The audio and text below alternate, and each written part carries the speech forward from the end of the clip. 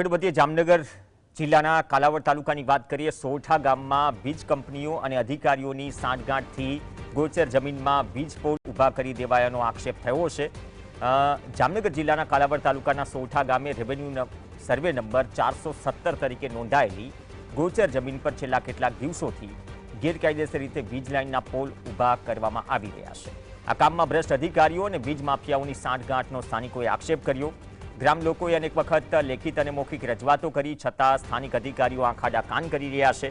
આખરે સ્થાનિકે મુખ્યમંત્રીને ખુલ્લો પત્ર લખી આ મામલે તપાસની માંગ કરી અને નિયમ વિરુદ્ધ કામગીરી કરનાર કંપની અને અધિકારીઓની સામે કાર્યવાહીની માંગ કરી.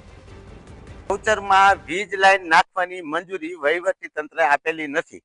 વહીવટી તંત્રમાં જે લોકો બેઠા છે એ વીજ માફિયાઓ સાથે મળી અને ગેરકાયદેસર ગામમાં ગૌચરની જમીનોમાં ખરાબાઓમાં વગર મંજૂરીએ વીજ પોલ ઊભા કરી રહ્યા છે. ભ્રષ્ટ અધિકારીઓ જે આમાં સામેલ હોય એની ઉપર ખાતાકીય કાયદાકીય જે યોગ્ય થઈ શકતું હોય એના એક્શન પૂરેપૂરા લેવામાં આવે.